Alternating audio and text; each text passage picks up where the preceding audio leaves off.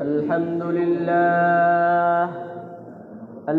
لله نحمده ونستعينه ونستغفره ونؤمن به ونتوكل عليه ونعوذ بالله من شرور أنفسنا ومن سيئات أعمالنا من يهده الله فلا مضل له ومن يضلله فلا هادي له ونشهد أن سيدنا وسندنا وحبيبنا وطبيب قلوبنا ومولانا محمدا عبده ورسوله الذي أرسله إلى كافة الناس بالحق بشيرا ونذيرا وداعيا إلى الله بإذنه وسراجا منيرا أما بعد فأعوذ بالله من الشيطان الرجيم بسم الله الرحمن الرحيم شهر رمضان الذي أنزل فيه القرآن هدى للناس وقال رسول الله صلى الله عليه وسلم عن ابن مسعود رضي الله تعالى عنه قال سألت النبي صلى الله عليه وسلم أي الأعمال أحب إلى الله قال الصلاة لوقتها وقال تعالى في الحديث القدسي كل عمل ابن آدم له إلا الصيام فإنه لي وأنا أجزي به أو كما قال رسول الله صلى الله عليه وسلم صدق الله مولانا العلي العظيم وصدق رسوله النبي الكريم ونحن على ذلك لمن الشاهدين والشاكرين والحمد لله رب العالمين شكرا لدرود الله اللهم صل على سيدنا محمد وعلى آل سيدنا محمد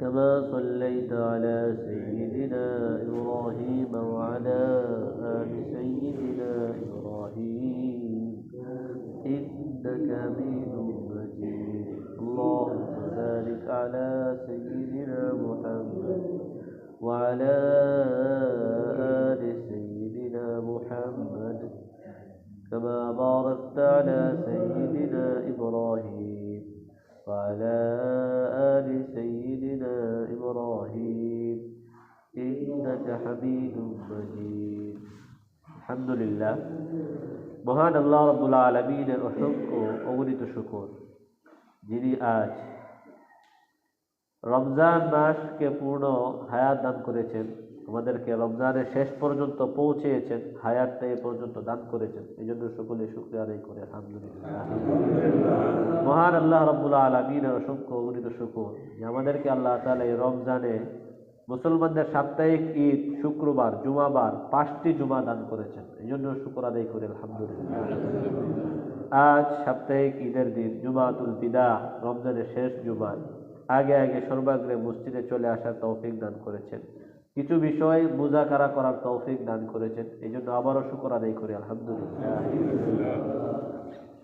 সম্মানিত মুসল্লিয়ানে কেরাম রমজান তো আমাদের কাছ থেকে বিদায় নিয়ে চলে গেছে বা চলে যাচ্ছে রমজান আমাদেরকে কি শিক্ষা দিয়ে গিয়েছে আমরা রমজান থেকে কি শিক্ষা পেলাম বাকি 11 মাস আমাদের কিভাবে চলা উচিত এই বিষয়ে অল্প কিছু কথা আলোচনা করার চেষ্টা করব আল্লাহ তাআলা যদি তৌফিক দান করেন রমজান মাসে আমরা রমজান মাস ছাড়া অন্যান্য সময় অনেকেই নামাজের ক্ষেত্রে অনেকের গাফলতি হলেও রমজানে যেহেতু শয়তান বন্দী থাকে যার কারণে আমরা কিছুটা নামাজমুখী অনেকেই হয়েছি।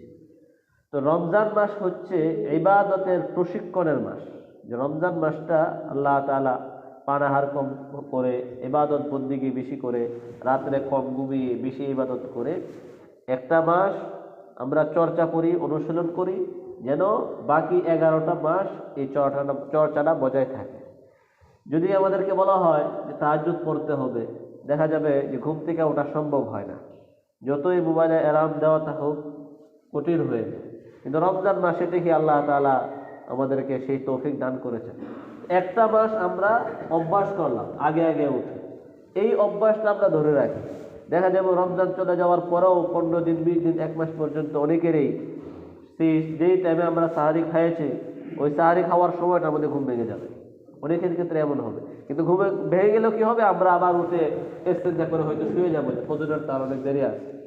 এই যে একটা সুযোগ, আমার ঘুম ভেঙে গেছে, আমি উঠি 2-4 রাকাত তাহাজ্জুদ পড়ি।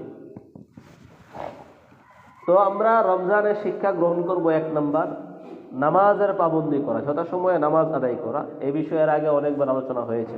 আল্লাহ রাব্বুল আলামিন বলেন, ইন্নাস সালাতা কানাত আলাল মুমিনিনা কিতাবাম মাওকুতা। নামাজ মুমিনদের উপর ওয়াক্ত মতো নামাজকে ফরজ করা হয়েছে। রাসূলুল্লাহ সাল্লাল্লাহু আলাইহি ওয়াসাল্লামকে হযরত আব্দুল্লাহ ইবনে মাসউদ রাদিয়াল্লাহু আনহু জিজ্ঞেস করেন, আল্লাহ রাব্বুল আলামিনের কাছে সবচেয়ে প্রিয় আমল কোনটি? তখন নবীজি বলেন, আস-সালাতু লিওয়াক্তিহা, যথা সময়ে সময় মতো নামাজ পড়া, এটা আল্লাহ তাআলার কাছে সবচেয়ে প্রিয় আমল। কাল কিয়ামতের ময়দানে বিচার হিসাব নিকাশের পর জান্নাতীরা জাহান্নামীদেরকে জিজ্ঞেস করবে, কি ব্যাপার, তোমরা আর আমরা তো একসাথেই ছিলাম, মা সালাকাকুম ফি সাকার, তোমরা জাহান্নামে চলে গেলা কেন? ক্বালু লাম নাকু মিনাল মুসাল্লিন, তারা বলবে আমরা নামাজ পড়তাম না। তো নামাজ যদি একজন ব্যক্তি না পড়ে, এই নামাজ না পড়াটা তাকে জাহান্নামে নিয়ে যাওয়ার জন্য যথেষ্ট হতে পারে। আল্লাহ তাআলা আমাদেরকে বলেন, উ আনফুসাকুম ওয়া আহলিকুম নারা, তোমরা নিজেদেরকেও জাহান্নামের আগুন থেকে বাঁচাও, তোমাদের পরিবার পরিজনদেরকেও বাঁচাও। আমরা রমজান মাস যেভাবে মসজিদমুখী হয়েছিলাম, শয়তানের কবজা থেকে, নিয়ন্ত্রণ থেকে আল্লাহ রাব্বুল আলামিনের রহমতে আমরা বেঁচে থাকতে পেরেছি, এই চর্চাটা আমরা বাকি সারা বছর ধরে রাখি। বাকি সারা বছর আমরা মসজিদমুখী হতে চেষ্টা করি, নামাজটা 5 ওয়াক্ত জামাতের সাথে আদায় করার চেষ্টা করি। কোনো কারণে, ব্যস্ততার কারণে জামাত যদি নাও পড়তে পারি, কাজা যেন না হয়, আমি আমার অবসর মতো কাজ থেকে ফারিগ হয়ে ক্ষেত থেকে উঠে হাত মুখ ধুয়ে নামাজটা পড়ে নিই। রমজানের শিক্ষা 2 নম্বর, রমজানের রোজার জন্য একটা বিষয় অপরিহার্য ছিল, ঝগড়া বিবাদ বা অশ্লীল কথাবার্তা বলা থেকে বিরত থাকা। কারণ হাদিসের মধ্যে এসেছে এই সমস্ত কাজ রোজাকে হালকা করে দেয়, রোজার সব কমিয়ে দেয়, এমনকি রোজার সব একবারে নষ্ট করে দিতে পারে। তো আমরা রমজানে যেরকম রমজানের রোজাটাকে হেফাজতের স্বার্থে অন্যায় কার্যক্রম থেকে বিরত থেকেছি, ঠিক তদ্রূপ বাকি সারা বছর যেন আমরা এই আমলটা বজায় রাখতে পারি, সেটা চেষ্টা করতে হবে। আল্লাহ রাব্বুল আলামিন বলেন, হাদিসে কুদসিতে এসেছে, কুল্লু আমাল ইবনে আদম লাহু, আদম সন্তান যে আমলগুলো করে প্রত্যেকটি আমলেই তার, সে নিজের জন্যই করে, কিন্তু রোজাটা ছাড়া, রোজা এটা আমার, আমি নিজেই তার প্রতিদান দিব, রোজার প্রতিদান আমি নিজে দিব। কোনো হাদিসে আছে যে না, আমি নিজেই তার প্রতিদান, রোজার প্রতিদান আমি নিজেই। আল্লাহ তাআলা নিজেই যদি কারো রোজার প্রতিদান হয়ে যান, আমাদের রোজার প্রতিদান যে আল্লাহ নিজ হাতে দান করেন, কি দিবেন সেটা বলেন, এটাও আছে আলাদা। তো আল্লাহ তাআলা নিজ দায়িত্বে নিয়ে নিছেন, আলাদাভাবে উল্লেখ করা ছাড়া, যে রোজার দায়িত্ব, প্রতিদানের দায়িত্ব আল্লাহ তাআলা। এই জন্য কিছু শর্ত আছে। ওয়াসিয়ামু জুন্নাতুন, নবীজি বলেন যে রোজাটা হচ্ছে জাহান্নাম থেকে বাঁচার রক্ষা কবচ বা ঢাল স্বরূপ। তবে কি করতে হবে? ওয়াইন কানা সাওমু আহাদিকুম ফালা ইয়ারফাস ওয়ালা ইয়াসখাব, তোমাদের কেউ যখন রোজা রাখে তখন যেন কোনো ধরনের অশ্লীল কথাবার্তা, চিল্লাপাল্লা, অনর্থক কথাবার্তা না বলে। চিল্লাপাল্লা দ্বারা মানে ঝগড়া বিবাদ করা উদ্দেশ্য, ঝগড়া বিবাদ না করে। যদি কেউ তোমাদের কাউকে গালি দেয়, আও কাতালাহু, অথবা মারামারি লাগতে আসে, আঘাত করে, ফালইয়াকুল, তখন সে যেন এর উত্তরে বলে, ইন্নী ইমরুউন সায়ম, আমি তো রোজাদার, আমি তোমার উত্তরটা দিতে পারতেছি না। এটা ছিল আমাদের রমজান মাসের আমল।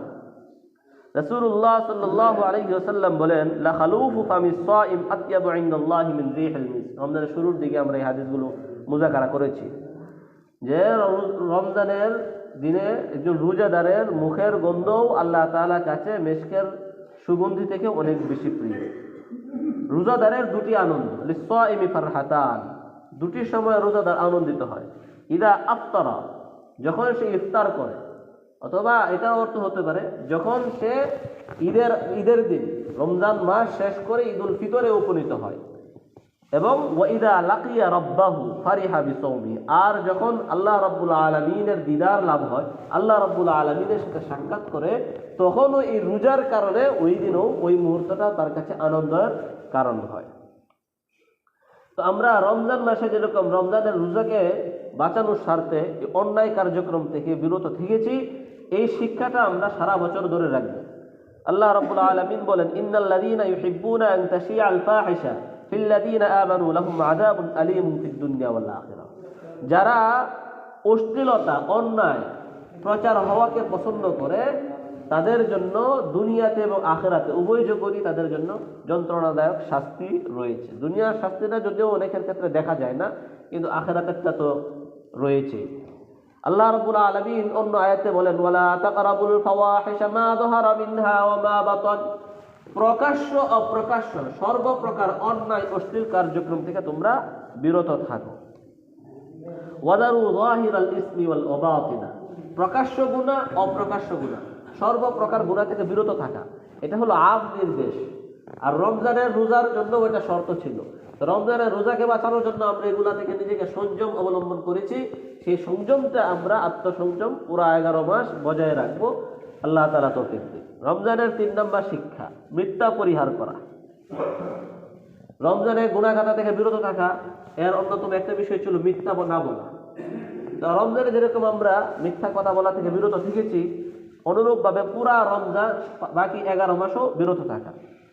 হাদিসে এসেছে, আয়াতুল মুনাফিকি সালাসুন ইদা হাদ্দাসা কাযাবা ওয়া ইদা ওয়াদা আখলাফা ওয়া ইদা তুমিনা খানা। মুনাফিকের 3টি নিদর্শন, 3টি আলামত। যখন সে কথা বলে মিথ্যা বলে, যখন তার কাছে কোনো আমানত রাখা হয় সে আমানতের খিয়ানত করে, সে কোনো প্রতিশ্রুতি দিলে প্রতিশ্রুতি ভঙ্গ করে। আরো অনেকগুলো অন্যান্য হাদিসে আছে। তো মিথ্যা বলা এটা মুনাফিকের আলামত। আমাদের কাছে তো মিথ্যা বলা এখন ডাল ভাতে পরিণত হয়েছে। মিথ্যার আরেকটি শাখা হচ্ছে গুজব। হাদিসের মধ্যে এসেছে, কাফা বিল মারই কাযিবান আন ইউহাদ্দিসা বিকুল্লি মা সামিয়া। একজন ব্যক্তি একটা সংবাদ শোনা মাত্রই যাচাই বাছাই ছাড়া সেটা প্রচার করতে শুরু করে দেওয়া ওই ব্যক্তির মিথ্যাবাদী হওয়ার জন্য যথেষ্ট। এখন আপনি বলতে পারেন যে এটা তো আমি ইচ্ছা করে মিথ্যা বলি না, আরেকজন থেকে শুনে আমি বর্ণনা করছি, যে না, ওই ব্যক্তি কতটুকু আস্থাভাজন সেটা তো আগে যাচাই করে নিতে হবে। এই বক্তব্যটা কতটুকু নির্ভরযোগ্য। আল্লাহ রাব্বুল আলামিন বলেন, ইয়া আইয়ুহাল্লাযীনা আমানু ইনজাকুম ফাসিকুম বিনাবাইন ফাতাবায়ানু, ওহে ঈমানদাররা, তোমাদের কাছে যদি কোনো ফাসিক কোনো সংবাদ নিয়ে আসে তাহলে সেই সংবাদটা আগে যাচাই করে নাও। তাহলে বর্তমানে অনলাইনে বিভিন্ন ধরনের গুজব ছড়ায়। একটা সংবাদ একজনে দিয়ে দিল ফেসবুকে পোস্ট করে বা অন্য কোনো প্ল্যাটফর্মে, বা সবাই এটা শেয়ার করতেছে।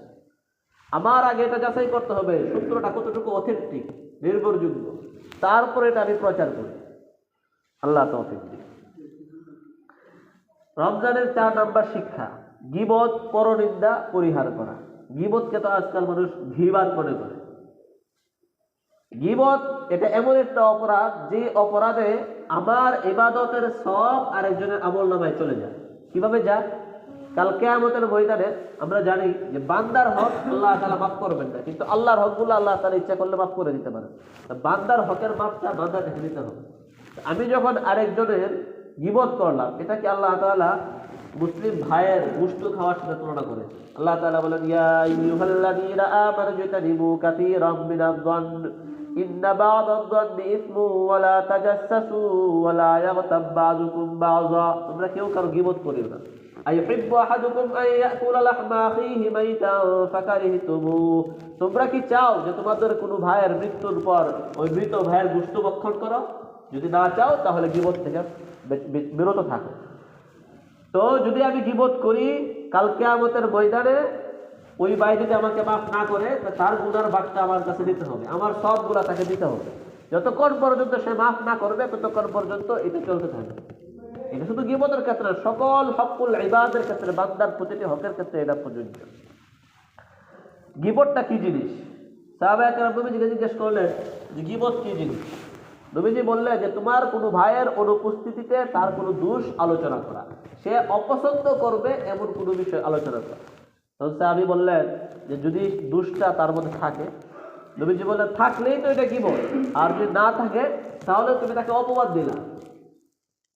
আমরা এর আগেও শুনেছি বেশ কিছু শরীয়তে অনুমোদিত কয়েকটা বিষয় আছে যেগুলোতে গীবতের বৈধ সুরত আছে। যেমন বিয়ে শাদীর আলোচনার ক্ষেত্রে আপনার কাছে যদি কেউ জানতে চায় যে অমুক পাত্রটা কেমন, তার মধ্যে যদি অনুপযুক্ত কোনো বিষয় থাকে সেটা বলতে পারেন। এই ধরনের আরো কিছু বিষয় আছে, এগুলা বলা যায়। কিন্তু সাধারণভাবে কারো দোষ চর্চা করা, যেই দোষের দ্বারা সামাজিক অথবা দ্বীনই কোনো ফায়দা নাই, এমন কোনো ক্ষেত্রে কারো দোষ চর্চা করা এটা নিষেধ। কিন্তু সামাজিক, দুনিয়াবী কিংবা দ্বীনি কোনো উপকারিতা যদি থাকে, সেই ক্ষেত্রে শরীয়ত শর্ত সাপেক্ষে কিছু ক্ষেত্রে অনুমতি দিয়েছে। 5 নম্বর রমজানের শিক্ষা, প্রকাশ্যে এবং অপ্রকাশ্যে দান করা।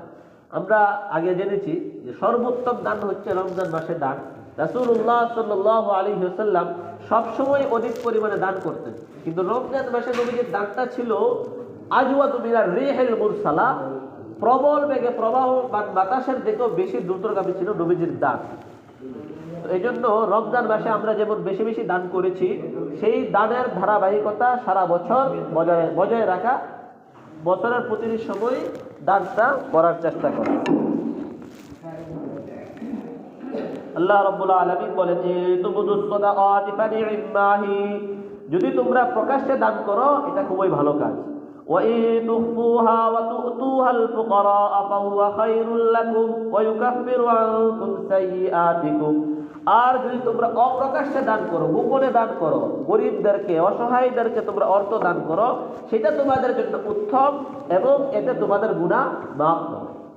এখানে আল্লাহ তাআলা প্রকাশ্যের দানটাকেও ভালো কাজ বলেছেন এবং অপ্রকাশ্য দানটাকে উৎসাহ দিয়েছেন, সেটা তোমাদের জন্য উত্তম এবং গুনাহ মাফের কারণ।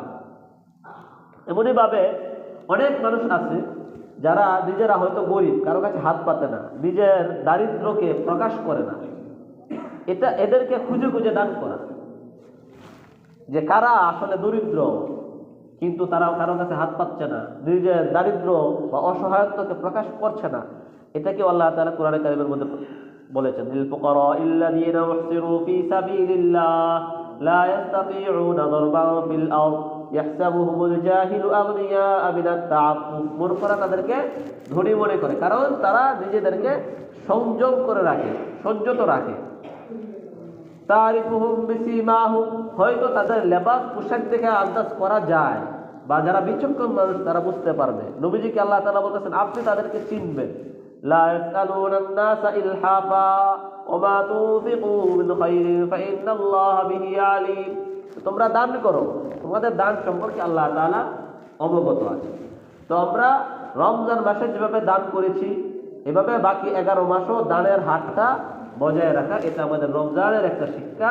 রমজান আমাদেরকে এই আমলটা করিয়ে অভ্যস্ত করিয়েছে যেন আমরা বাকি 11 মাস এই আমলটা নিজেদের মধ্যে ধরে রাখতে পারি। অন্যের প্রতি সহানুভূতিশীল হওয়া, এটাও রমজান থেকে আমরা একটা শিক্ষা নিতে পারি।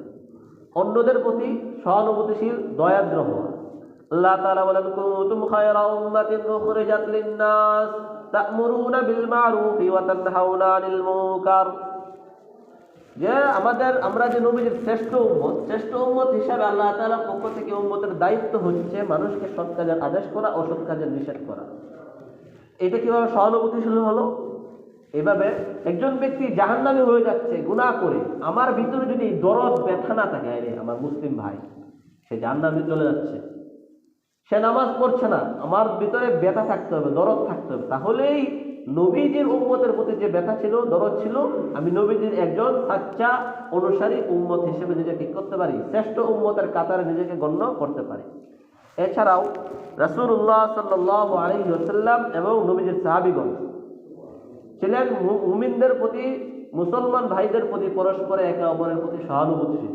আল্লাহ তাআলা বলেন, মুহাম্মাদুর রাসূলুল্লাহ ওয়াল্লাযীনা মা'হু আশিদ্দাউ আলাল কুফফার রুহামাউ বাইনাহুম, কাফেরদের প্রতি কঠোর এবং মুসলমানদের প্রতি নিজেদের প্রতি তারা পরস্পরের সহানুভূতিশীল। তো আমরাও নবীজির এবং সাহাবীদের এই আদর্শটা ধারণ করে নিজেরা পরস্পর একে অপরের প্রতি সহানুভূতিশীল হব। আর একজন আমার আইল কেটে ফেলছে বা আমার গাছের আম পেরে ফেলছে, আমি তাকে তেরে না গিয়ে আপনি তাকে ডেকে বলবো যে আমটা যে তুমি পেরে গিয়েছিল তো অন্যায় কাজ হয়েছে, তুমি আমার কাছে চাইতে আমি তোমাকে একটা আম দিয়ে দিতাম। ভদ্রতার সাথে, সহানুভূতির সাথে। রমজানের আরেকটি শিক্ষা 7 নম্বর, কোরআনে কারীম তেলাওয়াত। আমরা জেনেছি এর আগেও 27 তারিখেও 27 রাত্রে আমরা কোরআনে কারীমের ফজিলত সম্পর্কে বিস্তারিত মুযাকারা করেছি। তো রমজান কোরআনের মাস, কোরআন নাজিলের মাস, কোরআন তেলাওয়াতের মাস। রমজানে যেরকম আমরা কোরআনের প্রতি গুরুত্ব দিয়ে থাকি, যে রমজানে আমরা তারাবিতে কোরআন শুনি, যারা পারি নিজেরা কোরআন খতম দেই, ঠিক তদ্রুপ বাকি 11 মাসেও আমরা কোরআনে কারীম তেলাওয়াতের গুরুত্ব দিব। কোরআন বেশি বেশি পড়ব, কোরআন নিজে শিখবো, শেখার চেষ্টা করব, অন্যদেরকেও শেখানোর চেষ্টা করব। আমাদের মসজিদে বয়স্কদের কোরআন শিক্ষার একটা ব্যবস্থা আছে। আপনারা, আমি এর আগে বহুবার বলেছি, আপনারা যখনই আমার কাছ থেকে সময় নিতে চাইবেন, আমি আপনাদেরকে সময় দেওয়ার জন্য প্রস্তুত আছি। আপনারা সময় নেবেন আমার কাছ থেকে, কোরআন শিখবেন। অন্ততপক্ষে নামাজ বিশুদ্ধ হওয়ার জন্য অপরিহার্য যতটুকু দরকার 4টা 5টা 10টা সূরা, এই সূরাগুলো শিখবেন।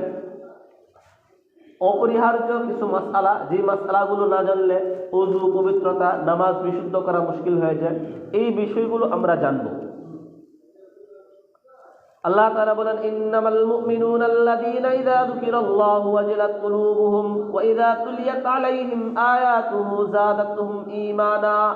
কোরআনে কারীমের আয়াত যদি তেলাওয়াত করা হয় মুমিনদের সামনে, মুমিনরা যদি কোরআনে কারীমের আয়াত তেলাওয়াত করে, কোরআন পড়ে, এতে ঈমান বাড়ে, ঈমান শক্ত হয়। তাছাড়া কোরআনের প্রতিটি হরফে যে 10টি করে নেকি আমরা জানি। এই জন্য কোরআনে কারীম আমরা বেশি বেশি তেলাওয়াত করব। আল্লাহ তাআলা আমাদেরকে তৌফিক দান করুন। রমজান চলে গেছে, আগামীকালকে আমাদের ঈদুল ফিতর। ঈদুল ফিতরের কিছু বিষয় গত শুক্রবারে আমরা আলোচনা করেছি। তারপরেও যেহেতু আগামীকালকে ঈদ, বিষয়গুলো আবার একটু স্মরণ করায় দিই। হাদিসের মধ্যে এসেছে, মান আহইয়া লাইলাতাল ঈদি মুহতাসিবান লিল্লাহি লাম ইয়ামুত কলবুহু ইয়াওমা তামুতুল কুলুব। 2 ঈদের রাত্রে যদি কেউ রাত্র ইবাদত করে কাটায়, তাহলে আল্লাহ তাআলার কাছে সওয়াবের প্রত্যাশা করে, তাহলে কাল কিয়ামতের ময়দানে যেদিন সমস্ত কলব যখন মারা যাবে, তখন ওই ব্যক্তির কলব থাকবে জিন্দা, কলব থাকবে তাজা। অনুরূপভাবে আজ রাত, রমজানের শেষ রাত্র যেটা আজকে রাত্র, ঈদের রাত্র, এই রাত্রটা হচ্ছে রোজাদারদের জন্য গুনাহ মাফের রাত্র, জাহান্নাম থেকে মুক্তির রাত্র। হাদিসে এসেছে, রাসূলুল্লাহ সাল্লাল্লাহু আলাইহি ওয়াসাল্লাম বলেন, তুগফারু লিল উম্মতি ফি আখির লাইলাতিন মিন রমাযান। রমজানের শেষ রাতে উম্মতকে আল্লাহ তাআলা মাফ করে দেন। সাহাবায়ে কেরাম বললেন, ইয়া রাসূলুল্লাহ, এটা কি লাইলাতুল কদর? নবীজি বললেন যে না, লাইলাতুল কদর নয়, কিন্তু একজন শ্রমিক যখন কাজ শেষ করে তখন সে তার প্রতিদান প্রাপ্তির উপযুক্ত হয়। তো রমজানে যারা রোজা রেখে এই পর্যন্ত উপনীত হয়েছে, এখন তারা প্রতিদান প্রাপ্তির উপযুক্ত হয়েছে। এই জন্যই আমরা এই রাত্রটা, ঈদের দিনটা কোনো ধরনের অন্যায়ের মাধ্যমে যেন না কাটে, ইবাদতের মাধ্যমে কাটে, সেই চেষ্টা করব। আরেকটা বিষয়, রমজানের আরেকটা বিষয় আমল হলো তাকওয়া। রমজান তাকওয়া অবলম্বনের মাস, আমরা তাকওয়া তো অবলম্বন করেছি, বাকি সারা বছর যেন আমাদের কলবটা গুণামুক্ত থাকে, কলুষমুক্ত থাকে, সেই চেষ্টা করব। রমজানের মোটা থাকে কয়েকটা বিষয় সংক্ষেপে বললি। এই রমজানে বলতেছি ঈদের দিনের করণীয়, গত শুক্রবারেও বলা হয়েছে, আবার আজকে একটু স্মরণ করায় দিই। ঈদের রাতটা ইবাদতে কাটানো, সকালে পবিত্র পাক সাফ হওয়া, পবিত্রতা অর্জন করা, ভালোভাবে গোসল করা, উত্তম পোশাক পরা, তুলনামূলক নতুন পোশাক জরুরি নয়, তুলনামূলকভাবে উত্তম পোশাক পরা, সুগন্ধি ব্যবহার করা, মাঠে যাওয়ার আগে কিছু খেয়ে নেওয়া। ঈদুল ফিতরে মাঠে যাওয়ার আগে কিছু খাওয়া সুন্নত, আর ঈদুল আজহার মাঠ করে এসে কুরবানি গোশততে খাওয়া সুন্নত। মাঠে যাওয়ার আগে সাদাকাতুল ফিতর আদায় করা, উন্মুক্ত ময়দানে কোনো ওজর না থাকলে উন্মুক্ত ময়দানে মাঠে নামাজ পড়া, পায়ে হেঁটে নামাজে যাওয়া, এক পথে যাওয়া আর এক পথে ফেরা, তাকবীর বলতে বলতে যাওয়া, পরস্পরে দেখা সাক্ষাৎ হলে সালাম, একে অপরকে স্বাগত জানানো, শুভেচ্ছা বিনিময় করা, অভিবাদন জানানো, এবং ঈদের মাঠ থেকে গুনাহমুক্ত জীবনের সংকল্প করা, অঙ্গীকার করা। আল্লাহ তাআলা আমাদেরকে তৌফিক দান করুন। আমিন। ওয়া আখিরু দাওয়ানা আলহামদুলিল্লাহি রাব্বিল আলামিন।